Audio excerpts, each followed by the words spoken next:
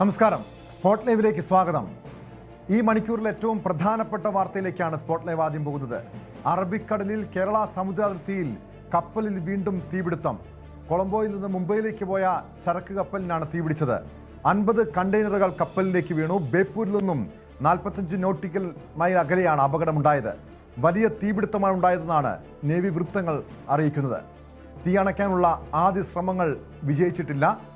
എന്നാൽ കപ്പലിൽ നിന്ന് കടലിൽ ചാടിയ 18 ജീവനക്കാരെ രക്ഷപ്പെടുത്തി. 5 ജീവനക്കാർക്ക് പൊള്ളലേറ്റു എന്ന വിവരങ്ങളും പുറത്തു വരുന്നുണ്ട്. വിശദാംശങ്ങളുമായി MG മിഥുനും ആജ്ഞ രവീന്ദ്രനും ചേരുന്നു. ആദ്യം മിഥുനിലേക്കാണ്. മിഥുൻ, ഇതിപ്പോൾ വലിയ രീതിയിൽ ആശങ്ക പരത്തുന്ന രീതിയിലാണ് ഈ കപ്പലിന് തീപിടുത്തം ഉണ്ടാകുന്നത്. അതായത് ഏതാനും ദിവസങ്ങൾക്ക് മുൻപ് കൊച്ചിയിലെ സമുദ്രാതിർത്തിയോട് ചേർന്ന് കപ്പൽ അപകടമുണ്ടാകുന്നു. തൊട്ടു പിന്നാലെ തന്നെ കോഴിക്കോട് ബേപ്പൂരിൽ നിന്ന് 45 നോട്ടിക്കൽ മൈൽ അകലെയാണ് ഈ സംഭവം ഉണ്ടായിരിക്കുന്നത്. ഈ കടലിലേക്ക് ചാടിയ ജീവനക്കാരെ എല്ലാവരെയും രക്ഷപ്പെടുത്താൻ കഴിഞ്ഞിട്ടുണ്ടോ? എന്താണ് ഇപ്പോൾ സാഹചര്യം? എങ്ങനെയാണ് അപകടം ഉണ്ടായതെന്ന് സംബന്ധിച്ചുള്ള വിവരങ്ങൾ ലഭ്യമായിട്ടുണ്ടോ?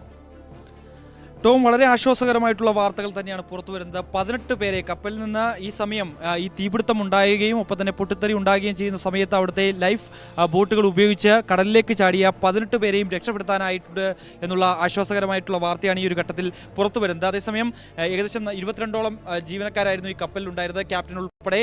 അതിൽ 4 പേർ ഇപ്പോഴും ഈ കപ്പലിൽ തന്നെ തുടരുന്നതായിട്ടാണ് നമുക്ക് ലഭ്യമാകുന്ന വിവരം. ക്യാപ്റ്റനും 3 എഞ്ചിനീയറുമാണ് കപ്പലിലുള്ളത്. അതായത് കപ്പൽ കമ്പനിയിൽ നിന്ന് ലഭിക്കുന്ന അവസാന സന്ദേശം ലഭിച്ചതിന് ശേഷം മാത്രമേ ഇവർ കപ്പലിൽ നിന്ന് മാറൂ എന്നാണ് അറിയിച്ചിരിക്കുന്നത്. എന്തായാലും ഒരുപക്ഷെ മറ്റു കൂടുതൽ കണ്ടെയ്നറുകളിലേക്ക് ഒരുപക്ഷെ തീ പടർന്നാൽ ഇവരെ സുരക്ഷിത സ്ഥാനത്തേക്ക് മാറ്റാനുള്ള നടപടി സ്വീകരിക്കും. എന്തായാലും നിലവിൽ കോസ്റ്റ് ഗാർഡ് അവിടെ എത്തി രക്ഷാപ്രവർത്തനം ഏകോപിപ്പിക്കുന്നുണ്ട്. എന്തായാലും ആശ്വാസകരമായ വാർത്ത, 18 പേരെയും രക്ഷപ്പെടുത്താനായി എന്നുള്ളതാണ്. മറ്റൊന്ന്, ഈ തീപിടുത്തം ഉണ്ടായ സാഹചര്യം അത് സംബന്ധിച്ചൊരു വ്യക്തത ഇനി വരേണ്ടതായിട്ടുണ്ട്. അതായത് കടലിലെ ഡെക്കിന് താഴത്തെ നിലയിലുള്ള ഡെക്കിൽ തീപിടുത്തം ഉണ്ടായതായിട്ടുള്ള ഒരു വിവരമാണ് ലഭ്യമാകുന്നത്. അതൊരു ഔദ്യോഗിക സ്ഥിരീകരണമല്ല, പക്ഷേ മധ്യഭാഗത്തായിട്ടാണ് ഈ തീപിടുത്തം ഉണ്ടായിരിക്കുന്നത്. അതാണ് ഒരു സംശയത്തിനിടയാക്കുന്നത്.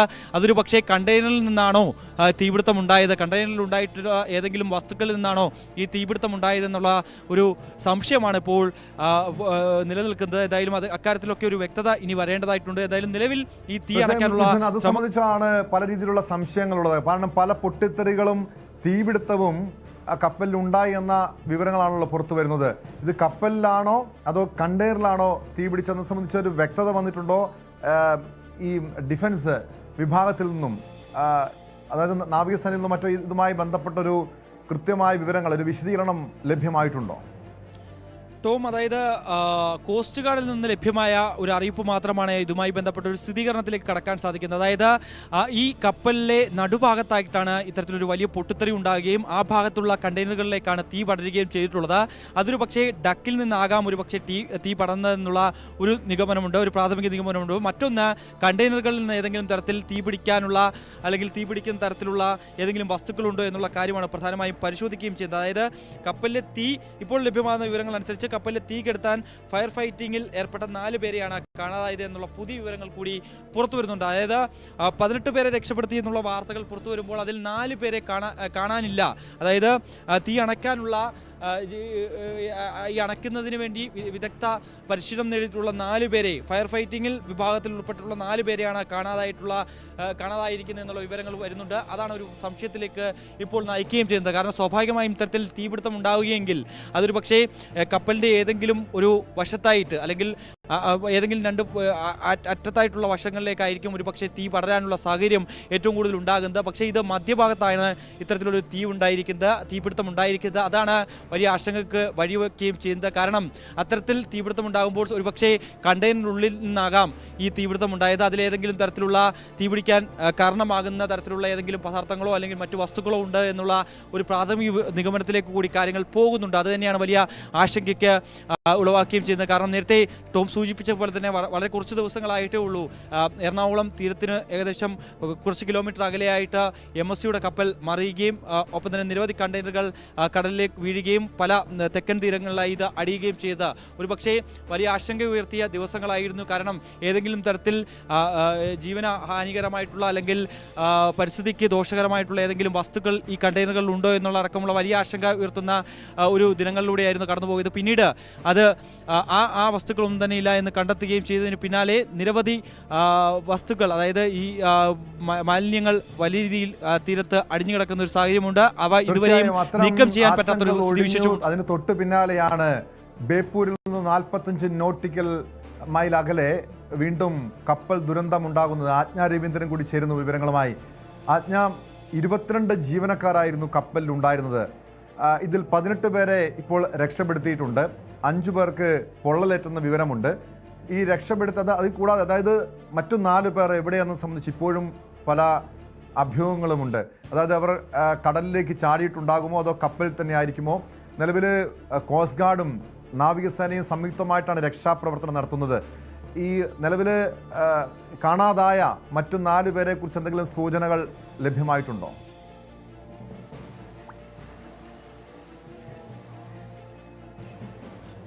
ക്യാപ്റ്റനും 3 എഞ്ചിനീയർമാരുമാണ് കപ്പലിൽ ആ സമയത്ത് ഉണ്ടായിരുന്നത് എന്നാണ് മനസ്സിലാക്കാൻ കഴിയുന്നത്. ഈ 4 പേരെയാണ് കാണാതായത് എന്നാണ് മനസ്സിലാക്കാൻ കഴിയുന്നത്. ഏതാണ്ട് 66 നോട്ടിക്കൽ മൈൽ അകലെയാണ്, തീരത്തുനിന്ന് 66 നോട്ടിക്കൽ മൈൽ അകലെ വെച്ചിട്ടാണ് കപ്പലിന് തീപിടുത്തം ഉണ്ടായത്.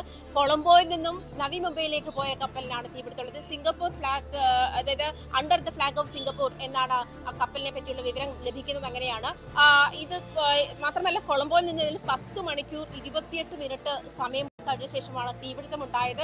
അത് ഇപ്പോൾ ലഭിക്കുന്ന വിവരം അനുസരിച്ചിട്ട് കപ്പൽ ഔട്ട് ഓഫ് കൺട്രോൾ ആണ്, അതായത് തീ അണയ്ക്കാനായിട്ടില്ല എന്നുള്ള വിവരം തന്നെയാണ്. അത് കണ്ടെയ്നർ ഷിപ്പാണ്, ചരക്ക് കപ്പലാണ്. ഈ ഒരു ഇത് കൂടി പറയുമ്പോൾ 22 പേരായിരുന്നു കപ്പലിൽ ഉണ്ടായിരുന്നത്. അതിൽ 18 പേരും കടലിലേക്ക് ചാടിയിട്ടുണ്ട് എന്നാണ് മനസ്സിലാക്കി. ബാക്കി 4 പേരുടെ വിവരമാണ് ലഭ്യമാകാനുള്ളത്. അവരെ ഈ 4 പേരെ തീയിൽപ്പെട്ടതാണോ അതോ കടലിൽ ചാടിയതാണോ എന്നുള്ള വിവരം ലഭിച്ചില്ല. കൊച്ചിയിൽ നിന്നും നേവിയുടെ കപ്പൽ അങ്ങോട്ടേക്ക് യാത്ര തിരിച്ചിട്ടുണ്ട്. മാത്രമല്ല ആ കപ്പൽ ചാലിലേക്ക് വരുന്ന എല്ലാ കപ്പലിനെയും കപ്പൽ അധികൃതരെയും വിവരം അറിയിച്ചിട്ടുണ്ട് എന്നാണ് മനസ്സിലാക്കാൻ കഴിയുന്നത്. അവരൊക്കെ അങ്ങോട്ട് രക്ഷാപ്രവർത്തനത്തിനായി നീങ്ങിയിട്ടുണ്ട്. അതുമാത്രമല്ല മുഖ്യമന്ത്രിയുടെ നിർദ്ദേശം നൽകിയിട്ടുണ്ട്. അത് കോഴിക്കോടും എറണാകുളത്തുമുള്ള ജില്ലാ കളക്ടർമാർക്ക് ദുരന്ത നിവാരണ അതോറിറ്റിയുടെ ഭാഗത്തു നിന്നും രക്ഷാപ്രവർത്തനങ്ങൾ ഊർജിതമാക്കാനുള്ള നിർദ്ദേശവും നൽകിയിട്ടുണ്ട്. എന്തായാലും ഈ 4 പേരെ കാണാനില്ല എന്നുള്ള വിവരം തന്നെയാണ് ലഭ്യമാകുന്നത്. ഇത് മാത്രമല്ല, അത് ക്യാപ്റ്റനും 3 എഞ്ചിനീയർമാരും അടങ്ങിയ സംഘത്തെയാണ് കാണാതായിരിക്കുന്നത്. ഈ നേരത്തെ തന്നെ പറഞ്ഞതുപോലെ 268 മീറ്റർ നീളവും 32 മീറ്റർ വീതിയുമുള്ള കപ്പലാണ്. അതിൽ ഈ പറഞ്ഞ കണ്ടെയ്നർ ഷിപ്പ് തന്നെയാണ് എന്നുള്ള കാര്യത്തിൽ വ്യക്തതയുണ്ട്. 20ഓളം കണ്ടെയ്നറുകൾ ഉണ്ടായിരുന്നു എന്നുള്ള കാര്യത്തിലും വ്യക്തത വരുന്നുണ്ട്. എന്തായാലും അവസാനം കിട്ടുന്ന വിവരം അനുസരിച്ചിട്ട് തീ അണയ്ക്കാൻ അല്ലെങ്കിൽ കഴിയുന്നില്ല, കപ്പൽ ഔട്ട് ഓഫ് കൺട്രോൾ ആണ് എന്നുള്ള വിവരമാണ് അവസാനമായി ലഭിക്കുന്നത്. ടോം, തീർച്ചയായും അതാണ്. മിഥുനിലേക്ക് ഒരിക്കൽ കൂടി. മിഥുൻ, ഇവിടെ എറണാകുളം, കോഴിക്കോട് ജില്ലാ കളക്ടർമാർക്ക് നിർദ്ദേശം നൽകിയിട്ടുണ്ട്. ഈ പരിക്കേറ്റ, അതായത് 5 പേർക്ക് പൊള്ളലേറ്റിട്ടുണ്ട്. ഇങ്ങനെ രക്ഷപ്പെടുത്തിയ 18ഓളം പേരെ കേരള തീരത്ത് എത്തിച്ചാൽ ചികിത്സ നൽകാൻ ആവശ്യമായ തയ്യാറെടുപ്പ് നടത്താൻ വേണ്ടിയുള്ള ജില്ലാ കളക്ടർമാർക്ക് നിർദ്ദേശം നൽകിയിരിക്കുന്നത്. ഇത് എങ്ങനെയാണ് ഈ അപകടം സംഭവിച്ചതെന്ന് സംബന്ധിച്ചൊരു വ്യക്തത ഡിഫൻസ് നൽകിയിട്ടുണ്ടോ? നാവികസേനയോ അല്ലെങ്കിൽ കോസ്റ്റ് ഗാർഡോ നൽകിയിട്ടുണ്ടോ? മാത്രമല്ല ഇതോടൊപ്പം ഈ രക്ഷപ്പെടുത്തിയവരുടെ ആരോഗ്യനില ഇപ്പോൾ എങ്ങനെയാണ്? കാരണം 5 പേർക്ക് പൊള്ളലേറ്റിട്ടുണ്ടോ? ഗുരുതരമായിട്ടുള്ള ഒരു പരിക്കാണോ അവർക്ക് ഉള്ളത്? അതോടൊപ്പം ഇവരെ ഇവിടെ നിന്നും, അതായത് നിലവിൽ അപകടം സംഭവിച്ച സ്ഥലത്ത് നിന്നും കൊച്ചിയിലേക്കായിരിക്കുമോ അതോ കോഴിക്കോട്ടേക്കായിരിക്കുമോ എത്തിക്കുക?